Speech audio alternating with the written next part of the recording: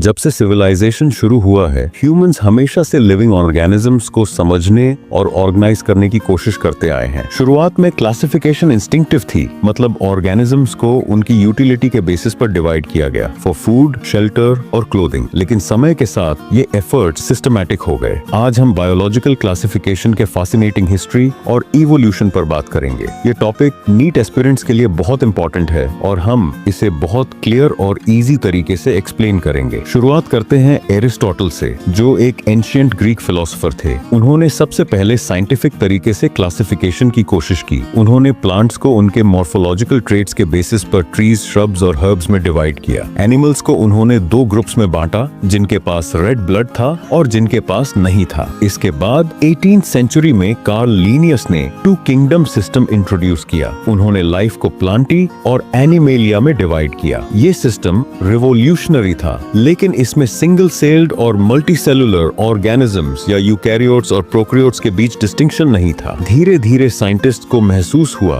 कि इस सिस्टम में लिमिटेशंस हैं। जैसे जैसे हमारी अंडरस्टैंडिंग गहरी होती गई, क्लासिफिकेशन के नए क्राइटेरिया सामने आए, जैसे सेल स्ट्रक्चर, न्यूट्रिशन के मोड, रिप्रोडक्शन और इवोल्यूशनरी रिलेशनशिप। 1969 में R.H. व्हिटेकर ने 5 किंगडम क्लासिफिकेशन इंट्रोड्यूस किया। उन्होंने लाइफ को मोनेरा, प्रोटिस्टा, फंजाई, प्लांटी और एनिमेलिया में डिवाइड किया। चलिए अब हम इन किंगडम्स को डिटेल में समझते हैं। किंगडम मोनेरा में बैक्टीरिया आते हैं। ये माइक्रोस्कोपिक ऑर्गेनिजम्स हैं और दुनिया के सबसे अबंडेंट लाइफ फॉर्म्स में से एक हैं। बैक्टीरिया हर जगह पाए जाते हैं, हॉट स्प्रिंग्स, डेजर्ट, ओशंस और यहाँ तक कि हमारे बॉडी के अंदर भी। बैक्टीरिया को उनके शेप के बेसिस पर 4 कैटेगरीज में डिवाइड किया गया है: caucus, spherical, bacillus, rod shape, vibrio, comma shape और स्पाइरला, स्पाइरल। हालांकि बैक्टीरिया का स्ट्रक्चर सिंपल है, उनकी मेटाबॉलिक डाइवर्सिटी बहुत कॉम्प्लेक्स होती है। कुछ बैक्टीरिया ऑटोट्रोफिक होते हैं, मतलब वे इनऑर्गेनिक सब्सटेंस से अपना फूड बनाते हैं, जैसे फोटोसिंथेटिक साइनोबैक्टीरिया। बाकी हेट्रोट्रोफिक होते हैं, जो ऑर्गेनिक मैटर पर डिपेंड करते हैं। किंगडम मोनेरा के सभी ऑर्गेनिजम्स प्रोकैरियोटिक होते हैं। प्रोटिस्ट वो ऑर्गेनिजम्स हैं जो मोनेरा और कॉम्प्लेक्स यूकैरियोट्स के बीच ब्रिज बनाते हैं। किंगडम प्रोटिस्टा में सिंगल सेल्ड यूकैरियोटिक ऑर्गेनिजम्स आते हैं, जैसे क्रिसोफाइट्स, डायनोफ्लैगलेट, यूग्लिनॉइड, स्लाइम मोल्ड्स और प्रोटोजोन। ये प्राइमरीली एक्वाटिक होते हैं और डाइवर्स फॉर्म्स और फंक्शंस दिखाते हैं। यूग्लिना एक इंटरेस्टिंग एग्जांपल है। ये सनलाइट में फोटोसिंथेसाइज कर सकता है, लेकिन जब लाइट अनअवेलेबल हो तो ये फूड इंजेस्ट कर सकता है, जैसे एनिमल। प्रोटिस्टा में रिप्रोडक्शन अलग अलग तरीकों से होता है। इसमें एसेक्सुअल मेथड जैसे बाइनरी फिशन और सेक्सुअल प्रोसेसेस जैसे जाइगोट फॉर्मेशन शामिल है। अब बात करते हैं किंगडम फंजाई की, जो हेट्रोट्रोफिक ऑर्गेनिजम्स का एक यूनिक ग्रुप है। आपने ब्रेड पर मोल्ड या रॉटन फ्रूट्स पर फंजाई देखी होगी। ये फंजाई का कॉमन एग्जांपल है। फंजाई डिकम्पोजर्स के रूप में बहुत इंपॉर्टेंट रोल निभाते हैं। फंजाई का बॉडी स्ट्रक्चर फिलामेंटस होता है। उनके थ्रेड लाइक हाइफे मिलकर माइसेलियम बनाते हैं। फंजाई का रिप्रोडक्शन वेजिटेटिव, एसेक्सुअल और सेक्सुअल मेथड्स के जरिए होता है। सेक्सुअल रिप्रोडक्शन में 3 स्टेप्स होते हैं: प्लाज्मोगैमी,